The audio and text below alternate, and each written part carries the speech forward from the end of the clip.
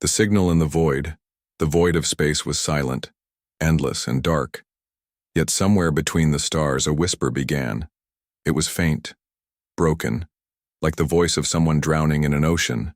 A signal carried on fragile waves of energy, traveling across galaxies. Help us. Anyone who can hear. Help us, the voice said again and again. On Earth, far away from that desperate cry, the listening stations worked without rest. Huge satellites moved slowly, scanning the skies for signals. Most days, they caught only background noise, static or distant star activity. But tonight something strange appeared on the screens. Technicians leaned forward, their eyes narrowing as the weak pattern repeated. It's not natural, one whispered. It's not static. Not a pulsar, not interference, another said.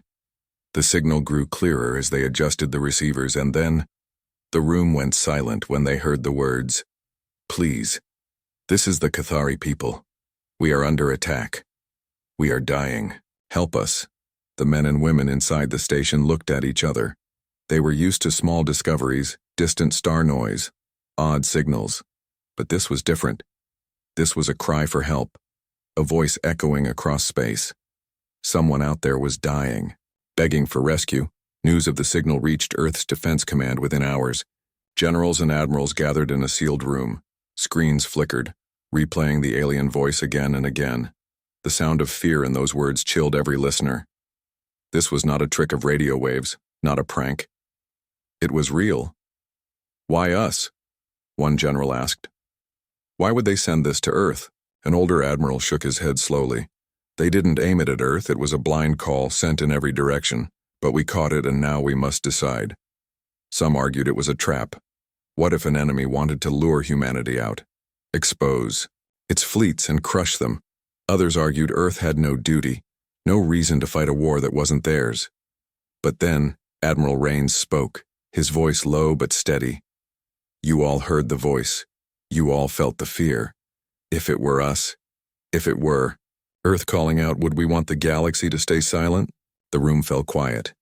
Every man and woman there remembered Earth's past. Wars fought, cities burned, and yet humanity had survived. They knew what it meant to be desperate, to cry for help and be ignored. And slowly, the decision formed. We will not stand by, Raines said. We are Deathworlders, yes, and they call us reckless, but we protect our own. If the galaxy will not answer, then humanity will. We will answer this SOS. Orders spread across Earth, dockyards lit up, engines roared. Crews ran through corridors of steel. Every fleet officer felt the weight of the call. They knew they were preparing for war, even if they didn't know the enemy yet.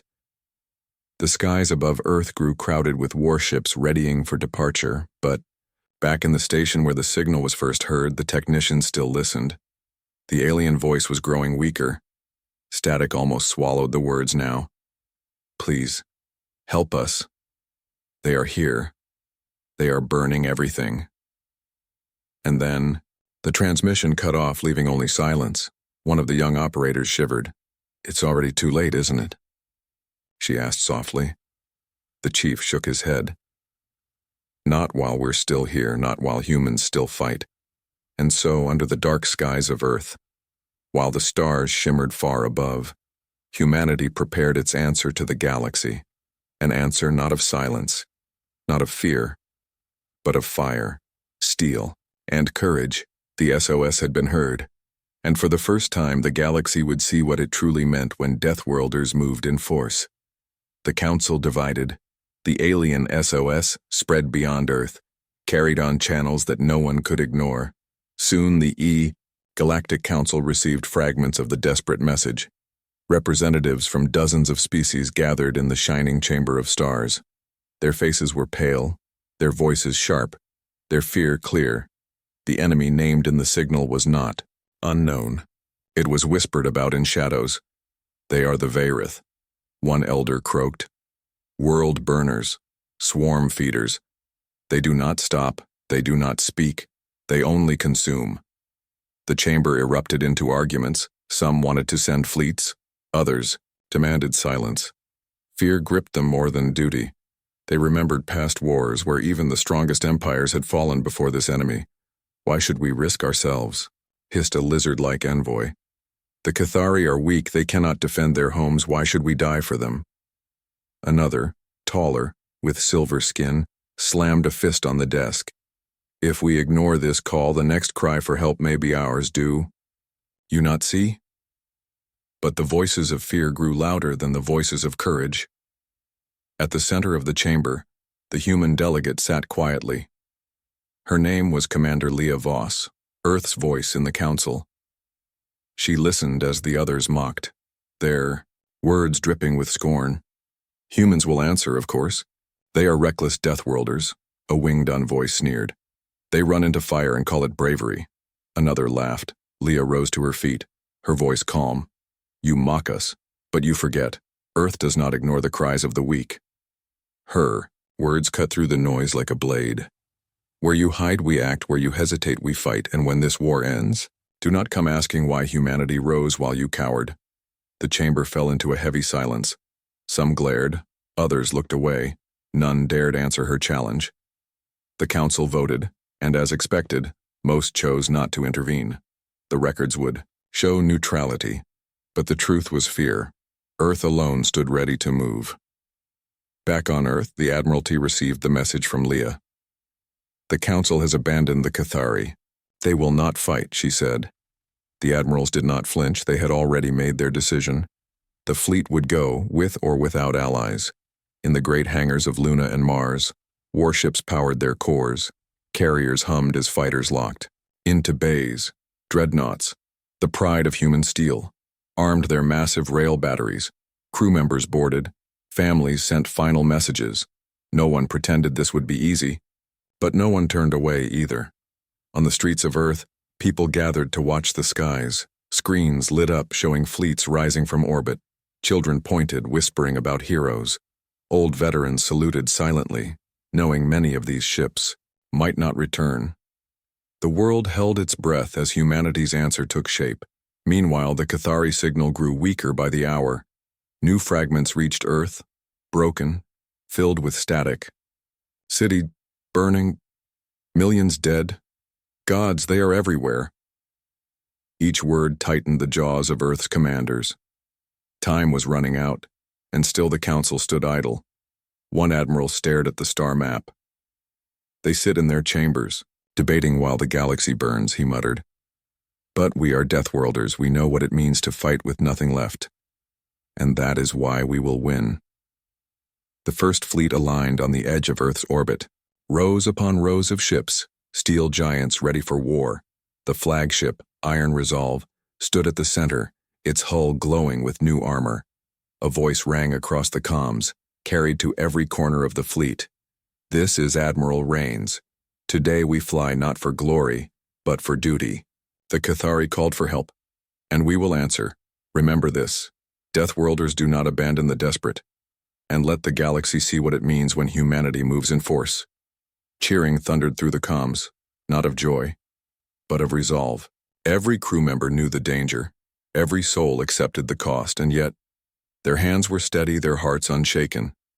Because this was not just about one alien world, this was about showing the galaxy that Earth would never stay silent when others begged for help. The fleet engines roared and space itself seemed to tremble. Earth's people watched as their defenders vanished into the void. A mother whispered to her son, "Remember this night, child.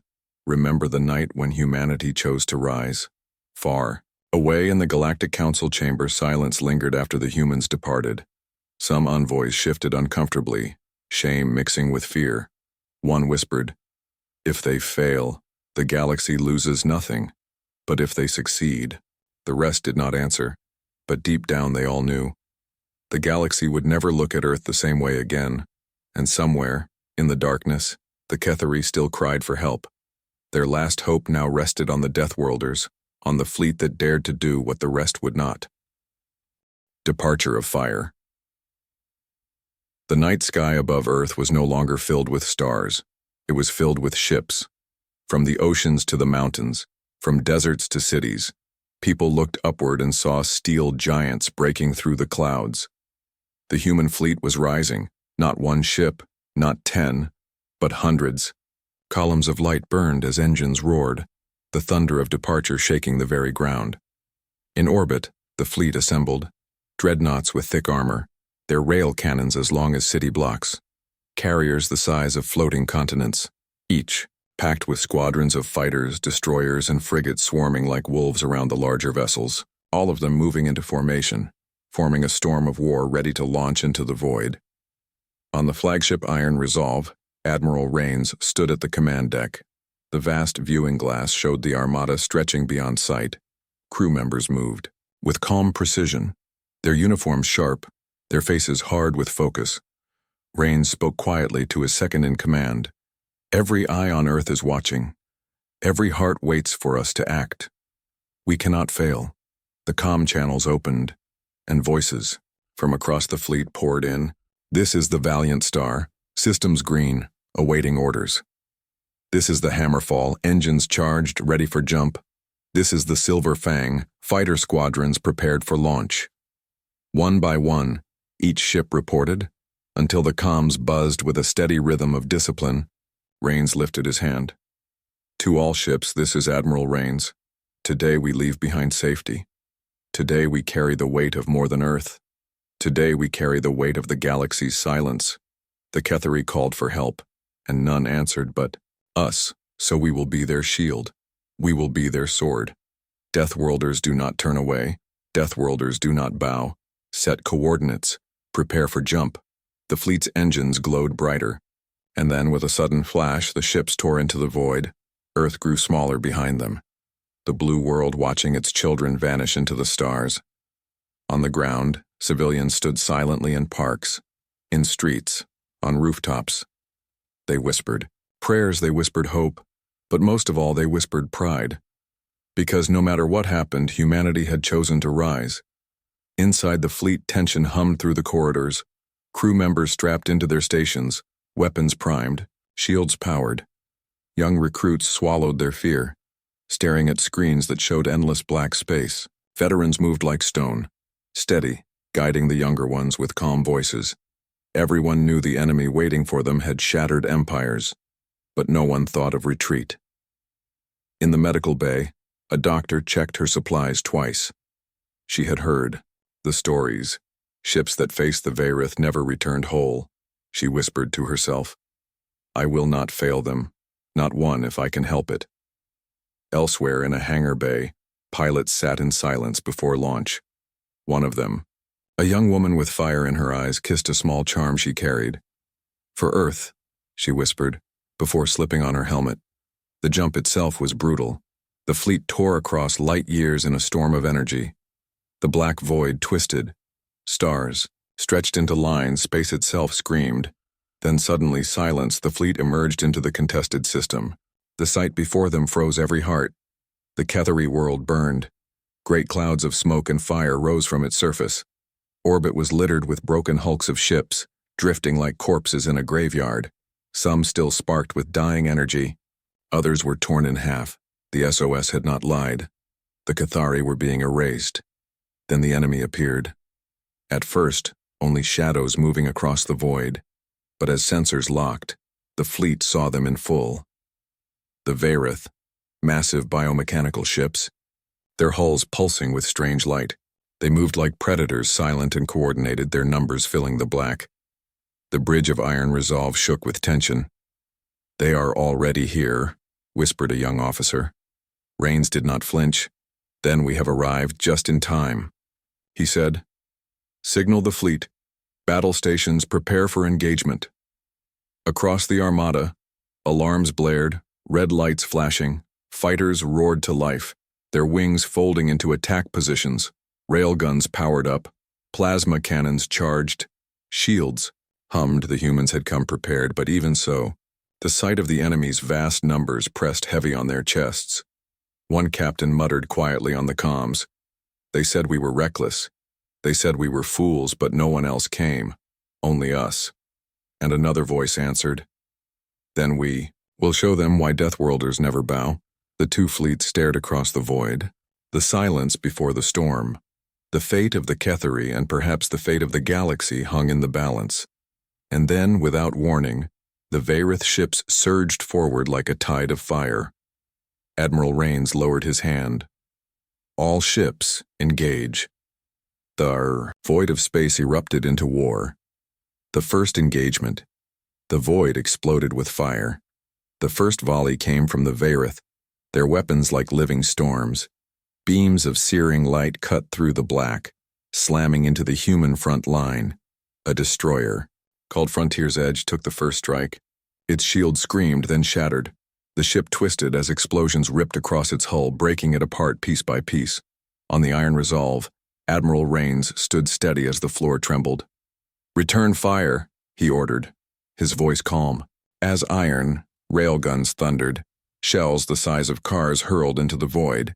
Each shot cracked through space, striking Vayrith hulls with devastating force. Alien armor tore open, black ichor spilling into the stars. Fighters screamed out of their carriers, small yet fearless. They darted between beams of energy, their wings glowing as thrusters burned. One pilot shouted, "Target their joints, hit where they bend." The squadrons dove, releasing missiles that streaked toward enemy weak points. Explosions lit the void as several Vayrith ships twisted in agony, but the enemy was relentless. Their vessels moved with a strange grace. Like predators circling prey, they adapted quickly, beams tracking the nimble human fighters. One squadron vanished in a flash, swallowed by light. Another carrier shook as 3 enemy blasts hit its flank. Still, the humans did not falter. A smaller frigate Vanguard spear slipped under the shadow of a Vayrith cruiser. Its captain shouted, "All batteries fire!" The ship released everything at once: plasma, missiles, rail shot. The alien cruiser cracked open in a shower of burning fragments. Across the battlefield, chaos reigned. The Cathari survivors, hidden in the shadow of their shattered fleet, watched with wide eyes. They had expected humanity to flee, but instead, the humans charged deeper. Their ships bled fire, but still they advanced. One Cathari elder whispered, "They fight as if they are already dead yet refuse to fall." On the bridge of Iron Resolve, alarms wailed. "Admiral, shields, at 40%, an officer called. Another shouted, "We're taking direct fire on the starboard side." Rains gripped the railing, his eyes fixed on the battlefield. "Hold formation, do not break. Press forward." A Vayrith dreadbeast, larger than any human ship, loomed ahead. Its body was like twisted bone and steel, glowing with a sickly, green light. It opened its maw and fired a pulse so bright it blinded every screen for seconds. The blast slammed into the human cruiser. Defiant sky, tearing it apart. Fragments scattered, bodies lost to the void. The humans answered with fury. 3 dreadnoughts turned their massive rail cannons on the beast. The guns roared in unison, the recoil shaking the ships to their cores. Shells slammed into the creature's chest, ripping through its core. It convulsed, screeched, and then erupted into a storm of black flame.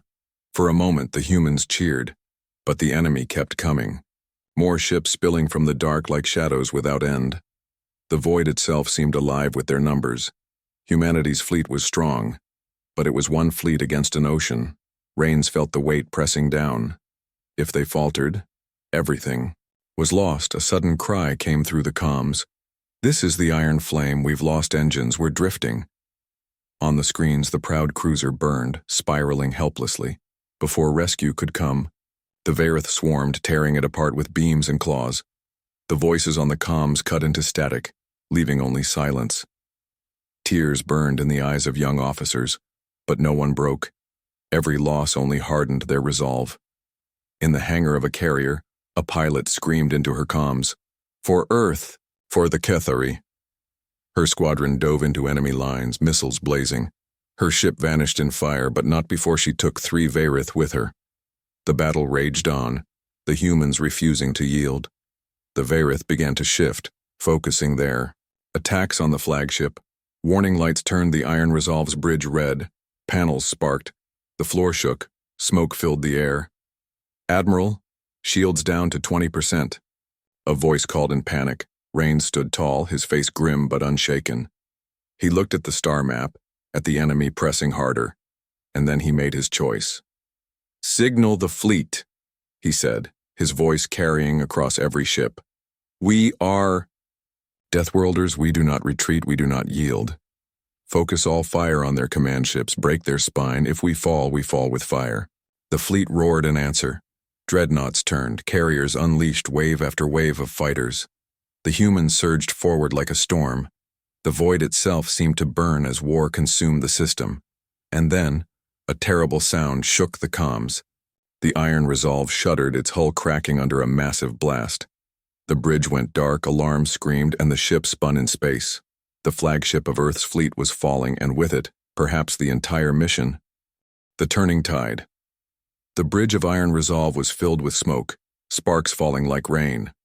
Crew members struggled to stay at their stations, hands gripping controls. The ship had taken a direct hit, its hull screaming under the pressure.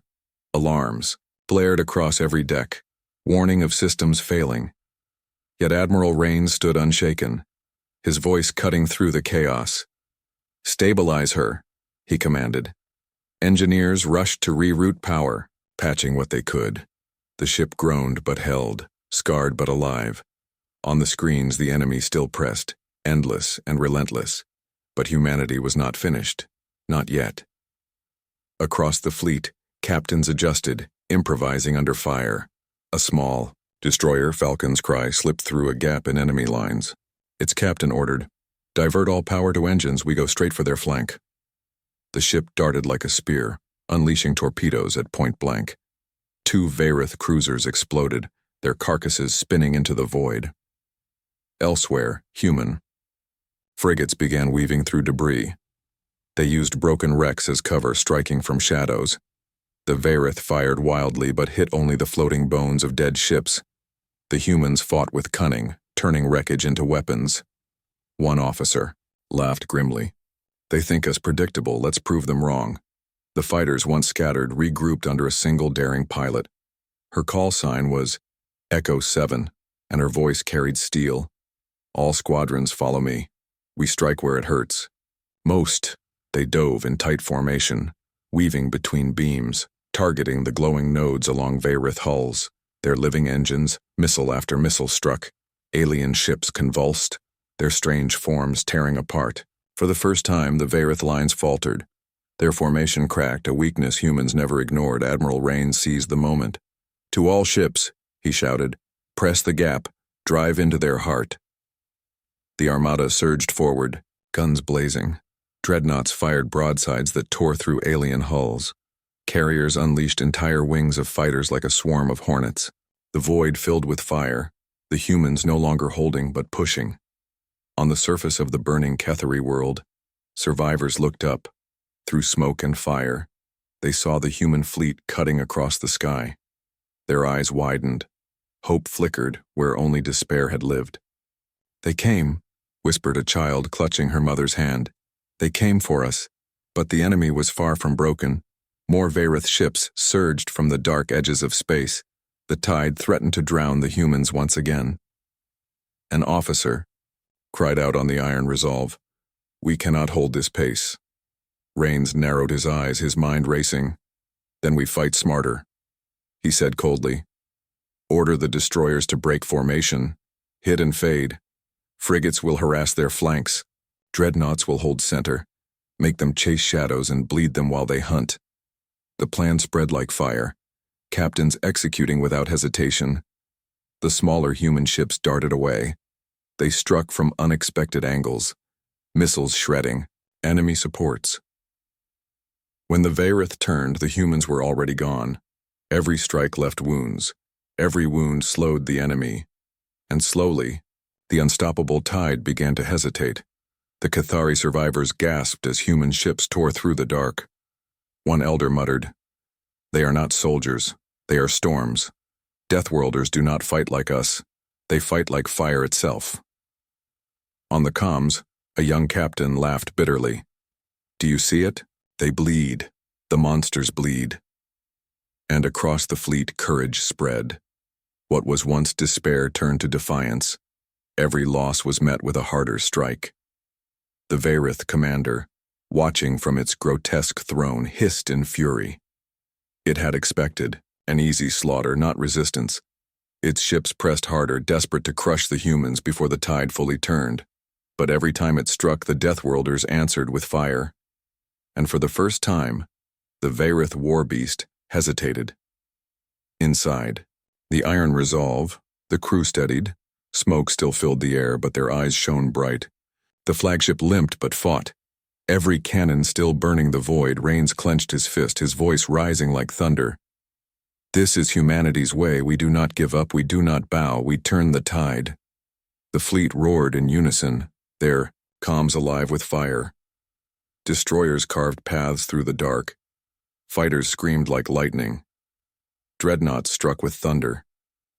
And together, the humans drove the enemy back inch by inch. The battle was far from over, but for the first time, hope glimmered among the stars. The Cathari were not abandoned. Humanity had not faltered. The tide was shifting, the storm was rising, and the galaxy would soon learn what it meant to awaken Deathworlders. The Deathworlders unleashed. The void burned. The Varith regrouped, their formations shifting, their numbers still overwhelming. But humanity had found its rhythm, fighting with the fury of storms. Admiral Rains stood tall on the battered bridge of Iron Resolve. His ship shook with every blast, yet his voice was steady. Now, he whispered, we show them what it means to face Deathworlders. Across the fleet, secret orders unlocked, hidden bays opened, weapons long kept in silence powered up. Massive rail batteries, prototypes never tested in full war, now roared to life. Orbital lances, experimental beams forged on Mars, hummed with deadly light. The humans had held back their most dangerous tools. Until this moment, fire, Rains commanded. The dreadnought Titan's wrath unleashed its rail battery. The shell tore across the void at impossible speed. It slammed into a Varith battleship. The alien hull cracked like glass. The ship burst apart, pieces scattering like burning meteors. The lances fired next, beams of pure white light cutting the dark. They pierced through 2 enemy cruisers, slicing them clean in half. The galaxy had never seen such weapons. Even the Cathari survivors gasped, eyes wide in disbelief. They were holding back. One whispered. The humans were holding back all this time. The Varith staggered, their formations collapsing. For every human loss, 5 enemy ships fell. For every scream of despair, a new roar of fire answered. The humans fought like predators unleashed, no longer cautious, no longer careful. They were pure fury, pure defiance, pure survival. Fighters swarmed like hornets. They dove into enemy, swarms, weaving through blasts. They released micro-warheads tearing apart alien joints and cores. Even when shot down, their sacrifice opened paths for others. One squadron painted words on their hulls. We answered, before diving into the storm. On the surface of the burning Cathari world, survivors watched the skies. Where once the heavens had glowed with alien fire, now human steel blazed. Children pointed at streaks of light, at fighters carving through the enemy. Elders wept openly, their voices trembling. The Deathworlders fight like gods, they whispered, and they fight for us. The Varith commander screeched in rage. It lashed its swarm forward, but the humans no longer yielded. Destroyers darted like wolves, cutting at the edges. Frigates harassed and bled their prey. Dreadnoughts slammed volley after volley into the core of enemy lines. On the bridge of Iron Resolve, Rains gave a single order: break them. And humanity obeyed. The humans pressed so hard the void itself seemed to bend. Explosions tore across black skies. The Varith roared but faltered. For the first time in their history, they were not feared. They were afraid. One Cathari transmission broke through, reaching the flagship. This is Elder Thane of the Cathari. Deathworlders, you fight with fire, you fight with blood. If we live through this, we will never forget. The bridge fell silent for a moment. Even through war, the weight of those words was heavy. Humanity had earned not only survival, but respect. Still, the cost was high. Human ships burned, names lost to the void. Every captain knew the risks, every pilot knew the price. But none turned away, none retreated, because Earth had made its choice. And now the galaxy would see it carried through as the battle raged. Admiral Rains gave one final command. All ships prepare for the final strike. He looked at the map, at the enemy's heart, at the monstrous Vareth flagship looming in the center. That is their spine, their will. Break it and the rest will scatter. This is where we end them. The fleet shifted, forming a spearhead. Carriers hung back, launching wave after wave. Frigates and destroyers cleared the path, and the dreadnoughts, scarred and burning, powered their guns one last time. Together, the humans surged, a wall of steel and fire aimed at the monster. The Vareth flagship roared, its weapons glowing brighter than suns. It fired, tearing holes in the advancing spear. Ships died, men and women vanished into the void, but the line held. Humanity pressed forward, closer and closer to the heart of the beast. The void was fire. The fleet was thunder, and Deathworlders had been fully unleashed. The answer in force. The Vareth flagship loomed ahead. It was larger than any human dreadnought, its body a twisted fortress of bone and steel. Its weapons glowed like dying suns, ready to erase everything in their path. The human fleet surged toward it, scarred, bleeding, but unbroken. This was the moment, the strike that would decide if the SOS meant survival or extinction. On the iron resolve, Admiral Rains stood tall, his eyes fixed on the monster. Focus all fire on the flagship, he commanded. The order spread across the fleet and every gun turned as one. Dreadnoughts roared, their rail cannons spitting thunder. Frigates darted in, launching missiles like storms of fire. The Vareth flagship answered with fury. Beams of sickly green light cut across the void. A human destroyer was sliced in half, its crew lost to silence. A carrier shuddered as explosions ripped its decks. But still the humans pressed forward, their line never breaking. Inside the flagship's core, the alien commander hissed. It had never faced prey that refused to bow. Its mind screamed with rage, commanding its fleet to crush these defiant Deathworlders. Yet even as it lashed out, more of its ships burned. More of its swarm fell silent in the dark. The humans fought like they were fire itself. Fighters swarmed over the flagship's hide, firing into every weak point. Missiles exploded across its surface, burning away armor. Dreadnoughts struck again and again, each volley breaking through layers of its twisted flesh. Still it lived, still it roared. On the bridge of iron resolve, alarm screamed, "We can't take another hit," an officer cried. The ship shook as another blast rocked its hull. Panels sparked, smoke poured from the walls. Yet Admiral Rains only clenched his fist tighter. "We hold," he growled. "We hold until the end." The fleet tightened, ships, forming a spearhead one by one. Captains pushed their ships forward. Even when burning, a frigate, half its hull torn away, rammed directly into a Vareth cruiser. The explosion cleared the path. Another destroyer flanked the flagship, firing until it vanished in fire. Every sacrifice carved a way closer to the heart. Finally, the dreadnought Titan's wrath moved into position. Its massive rail battery hummed, charging with impossible energy. The crew knew what it meant. One last shot, one final strike. "Lock target," the captain ordered, his voice steady. "Fire." The shot tore across the void. It smashed into the flagship's chest, the impact shaking the stars themselves. The alien beast convulsed, shrieking in fury, its body cracking with fire, yet it still lived, still it fought. Then Admiral Rains gave the final order. "All ships, concentrate fire, everything we have now." The void erupted, cannons thundered, missiles screamed, beams burned. Every human ship unleashed its fury at once.